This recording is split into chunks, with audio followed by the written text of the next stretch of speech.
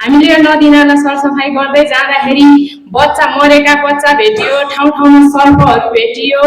अनि हामीले यो हामी बिरामी हुँदा पनि हामी औषधि खाएर अनि निरन्तरता काम अगाडि बढाइरह्यौँ।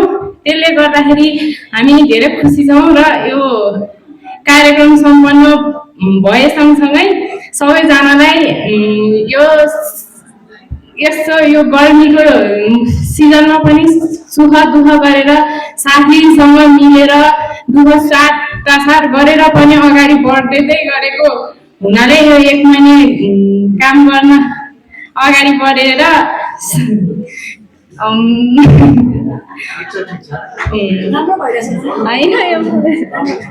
अगाडि बढ्यौँ र हामी यो कार्यक्रम सम्पन्न भयो। धेरै खुसी छौँ। धन्यवाद। कुराहरू चाहिँ हामीलाई राम्रो भयो। सबै कुरा गऱ्यौँ हामीले। कोही ठाउँमा सिसा भेटायौँ, कोही ठाउँमा चाहिँ हामीले बच्चा भेटायौँ, कोही ठाउँमा हामीले चाहिँ ढलको चाहिँ त्यत्तिकै खाली चाहिँ ढल चाहिँ छोडिरहेको भेटायौँ। त्यस्तोलाई चाहिँ हामीले कारबाही पनि गऱ्यौँ। र अब हामीले 1 महिनाको अन्तरालमा खोला नाला त सरसफाइ गरेकै छौँ। अझै पनि हामीले चाहिँ मलाई एउटा के लाग्छ भने एउटा माइकिङ गरेर सचेतनामूलक एउटा गाना बजाएर अझै पनि गइराख्नु भएको छ। त्यो बजाइदिनु भएदेखि धेरै धेरै धन्यवाद। हामी यो ठाउँमा अझै पनि हाम्रो तारकेश्वर हो, अझै पनि राम्रो बनाउँदै जाउँ भन्ने यो पूर्ण आशाको साथ अझै पनि हामीले गऱ्यौँ भने के हुँदो रहेनछ र खोलामा पसेर पनि हामीले गर्न सक्दो रहेछौँ भन्ने उद्देश्य लिएको छौँ।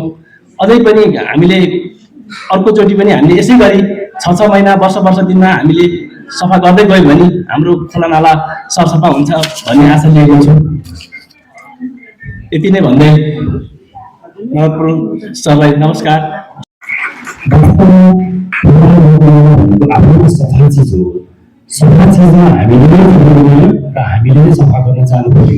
यदि हामीले सफा गर्न जानु पर्दैन त्यो हिजोको दिनमा सफा सुग्घर भएर बगिरहेको खोलामा हामीले नै फोहोरहरू हाल्यौँ र आज चाहिँ भयानक स्थिति भयो। र हिजोको दिनमा भन्दा आज पहिलोपटक तारकेश्वर नगरपालिकाले एउटा यस्तो यति उदाहरणीय काम गरेको छ कि यो अहिलेसम्म कसैले पनि नगरपालिकामा नगरिएको कामलाई चाहिँ यो पटक हाम्रो मेयर साहबको चाहिँ जुन नदीनाला सरसफाइ कार्यक्रमलाई अगाडि बढाउनु यसले एकदमै राम्रो उदाहरणीय काम गरेको छ।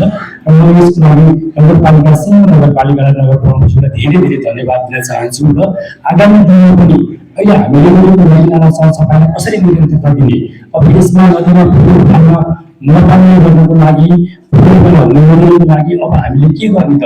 हामी त्यसैमा पनि हाम्रो संस्थाले गर्नुपर्ने नियमित अनुगमनहरू, नियमित चाहिँ विभिन्न कार्यक्रमहरू, चेतनामूलक कार्यक्रमहरू, यो कार्यक्रमहरूलाई पनि हामी नगरपालिकासँग समन्वय गरेर अगाडि बढाउनेछौँ। र अब यो नदीनाला सरसफाइ भयो, अब सकियो होइन, अब सुरु भयो। अब अझै तपाईँ हाम्रो काममा अझै जिम्मेवारीहरू थपिएको छ।